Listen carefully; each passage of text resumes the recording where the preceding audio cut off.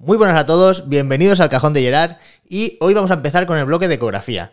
Para empezar con este bloque vamos a desgranar todas las bases de la ecografía para que cojamos la sonda, cojamos el ecógrafo, lo encendamos y empezamos a entender cómo funciona este mundo apasionante. Así que nos vamos para la clínica y nos vemos allí. Hasta ahora.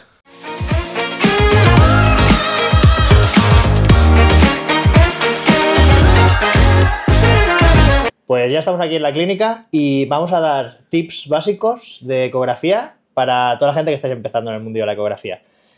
Pues vamos primero con los tipos de sonda que tenemos. Vamos a tener en fisioterapia principalmente dos tipos de sonda.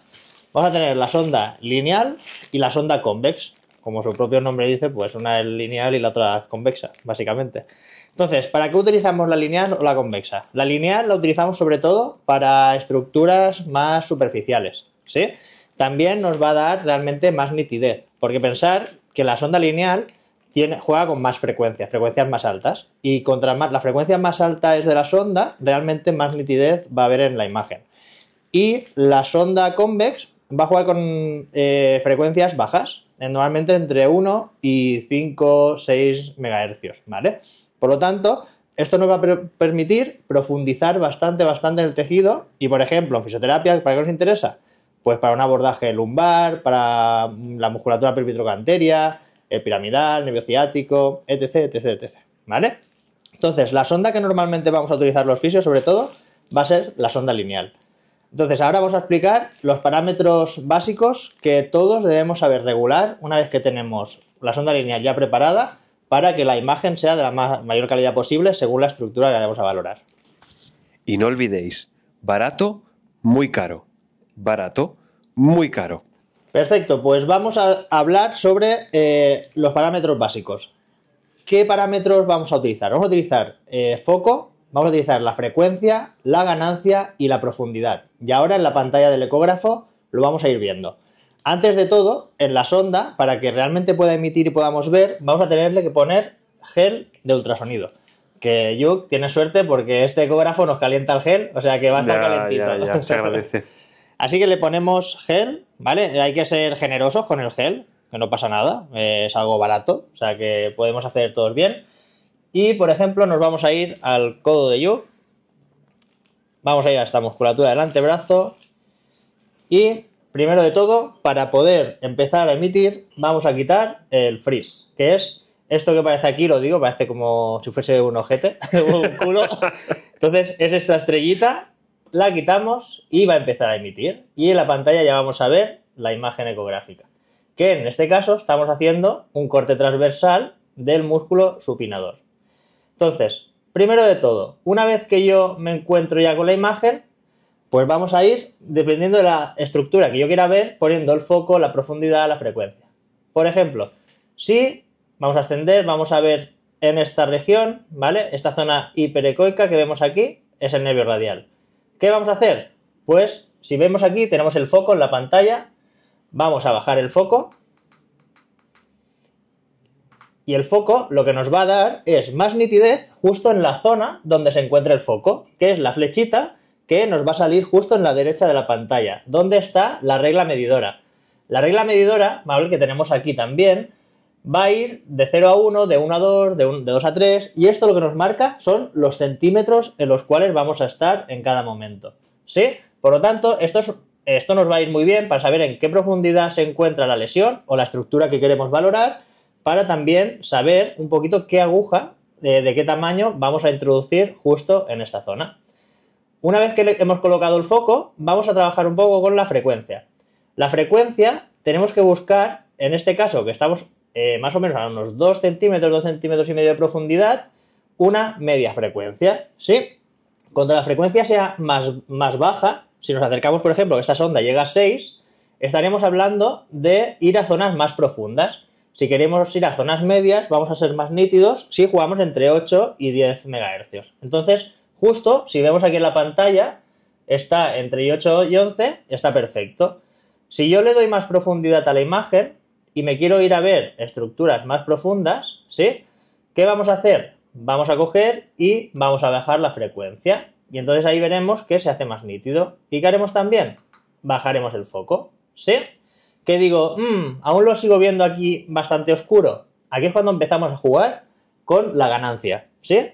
Que la ganancia normalmente, o encontraremos, depende del ecógrafo, en un sitio que ya nos va a poner que es la ganancia, nos lo va a marcar, o si no, en el botoncito donde pone 2D, que sería también en el botón que normalmente los ecógrafos pone el modo B, vamos a girarlo. Si nos giramos hacia la derecha, aumentaremos la ganancia, que quiere decir que aumentaremos el brillo general de la imagen, y si lo bajamos, bajamos la ganancia, bajamos el brillo y vamos a ver una imagen más oscura. Esto para que os hagáis un símil, por ejemplo, con la fotografía, los que toméis un poquito de ecografía, es como subir o bajar el ISO de una cámara de fotos. ¿Eso qué quiere decir? Que si yo subo mucho la ganancia, que sería como si subiésemos mucho el ISO de una imagen, ¿qué va a pasar? Pues que va a perder nitidez y se va a ver un poquito más rugosa la imagen. Si yo voy bajando la ganancia, pues vamos a ver una imagen más nítida, pero el problema es que si nos pasamos, le vamos a quitar todo el haz de luz y vamos a ver una imagen totalmente hipoecoica que al final no nos va a servir realmente para hacer ni un abordaje ni para hacer ningún tipo de exploración. ¿Sí? Tenemos que ir regulando la ganancia según cómo también nosotros veamos la imagen y cómo nos sintamos cómodos viendo esa imagen. Ni a 6 hercios se ve el corazón de tu ex. No.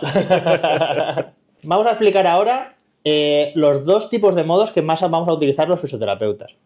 Vamos a utilizar el modo B y el modo Doppler. El modo B es el modo que vamos a ver todas las imágenes como grises, ¿vale? Como una escala de blancos y negros.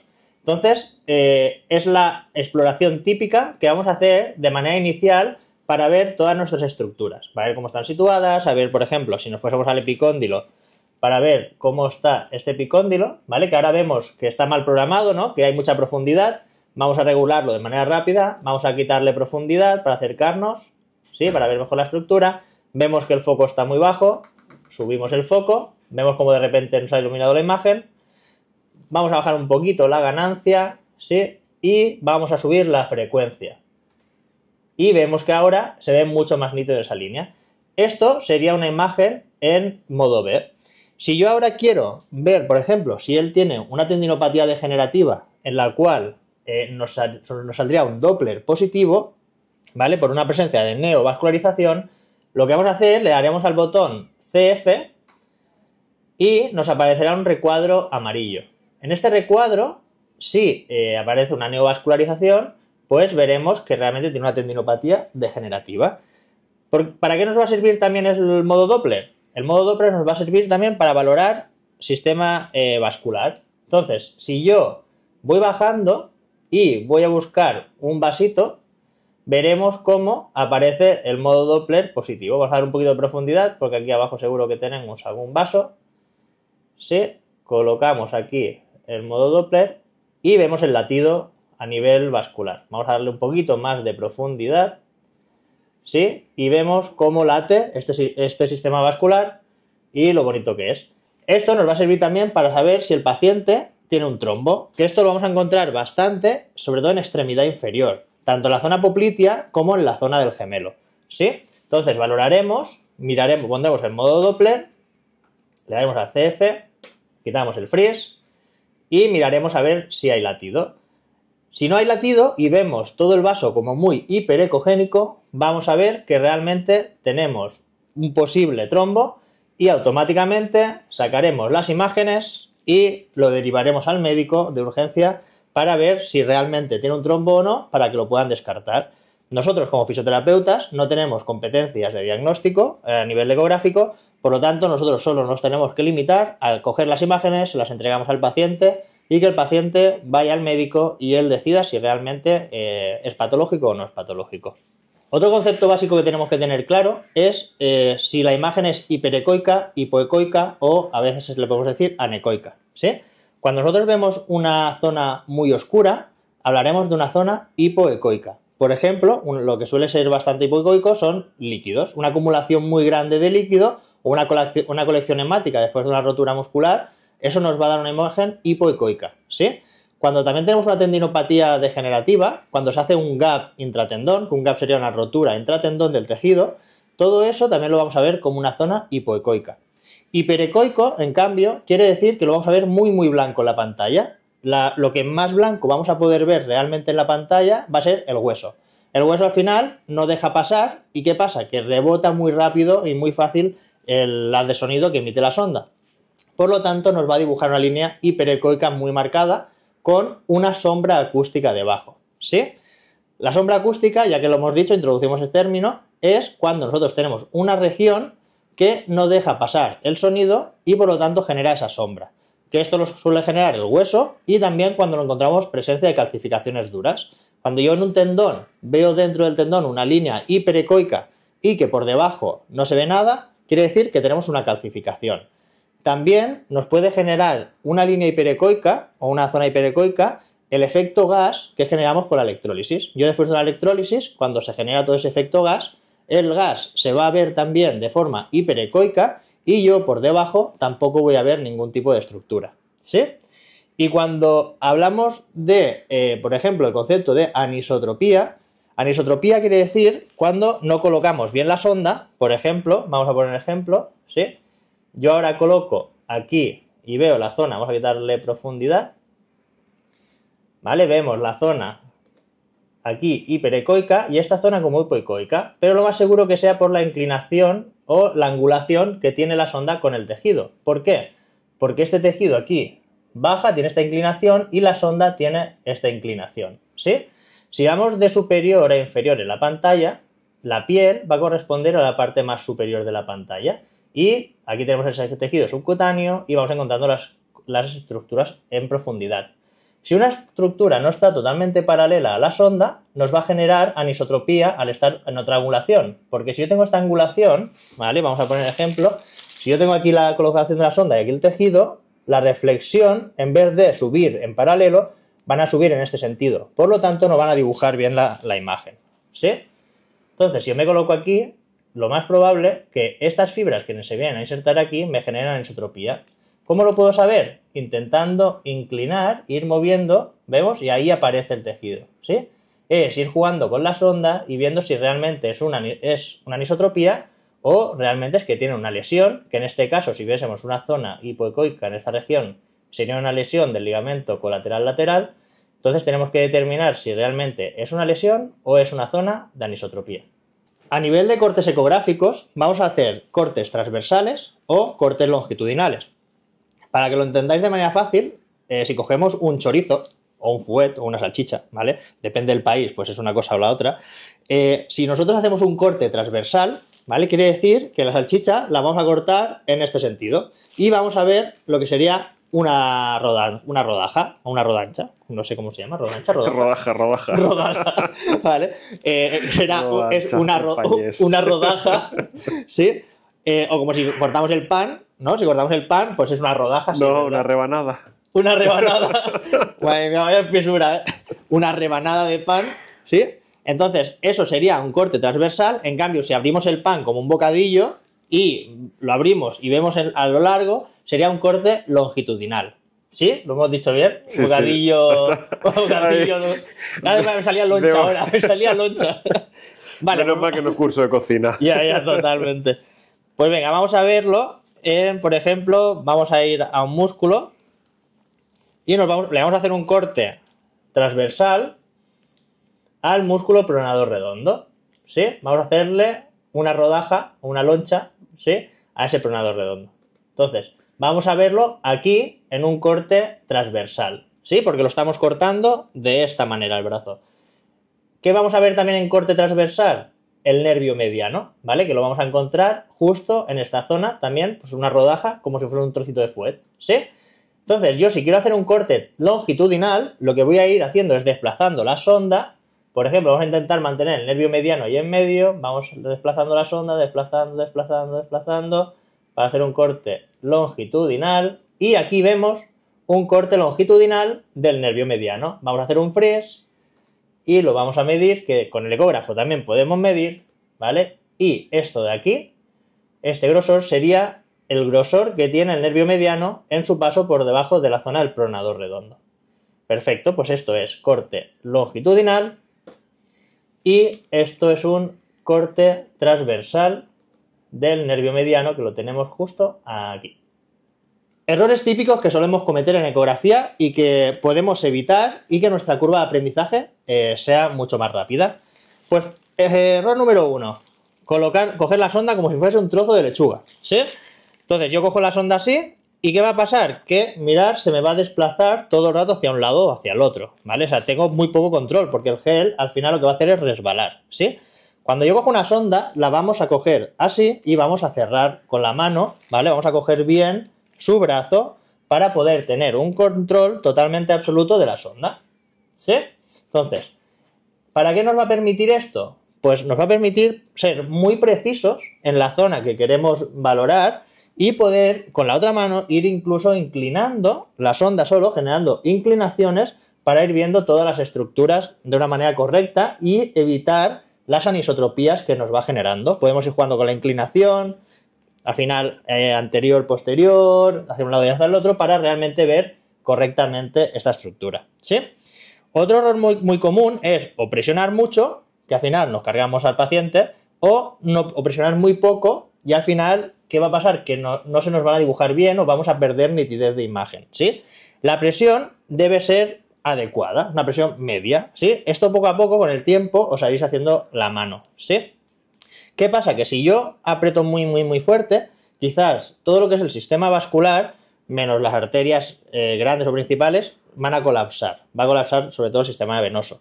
El sistema arterial es muy difícil que colapse. Pero ¿qué va a pasar? Que, por ejemplo, si yo tengo una rotura muscular y genero mucha presión, voy a comprimir esa zona de rotura y no la voy a ver, quizás, ¿sí? Entonces tenemos que también ir jugando con la presión, descompresión, para ir viendo cómo va actuando todo ese tejido con la presión de la sonda. Otro error muy común es encender el ecógrafo y ponernos directamente a valorar sin haber tocado ningún parámetro. Ya hemos explicado antes qué parámetros serán importantes de ajustar y siempre que pongamos la sonda encima del paciente tenemos que ir regulando estos 4 parámetros principales que habíamos comentado.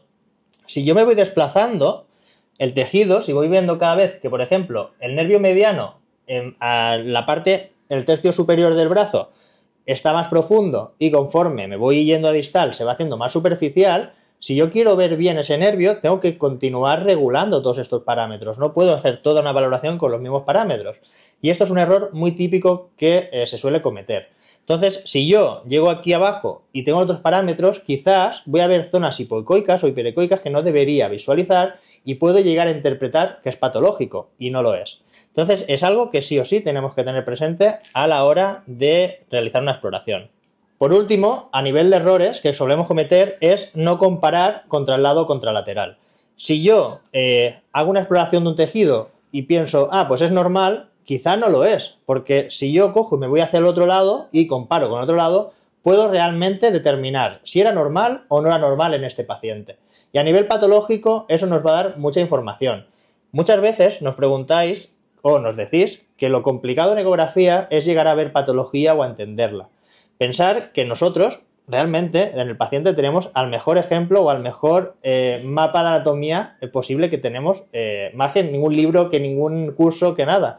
¿Por qué? Porque yo puedo comparar su lado afecto con su lado sano. Sí que es real que si nos encontramos delante de un deportista de élite, es probable que su lado sano también esté afecto. Pero en el paciente amateur o el paciente habitual, sí que es muy raro encontrarnos una patología, por ejemplo, tendinosa bilateral o una rotura, que en roturas nos va a servir mucho la comparación, una rotura bilateral es prácticamente imposible.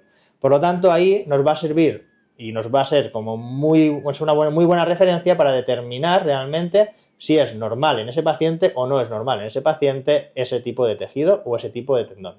Por último, y no por ello menos importante, vamos a hablar del eje largo y el eje corto para la fisioterapia invasiva. Pensar que la ecografía para los fisios no solo sirve para diagnosticar ni para hacer un biofeedback a nivel de ejercicio terapéutico, sino que también va a servir para fisioterapia invasiva.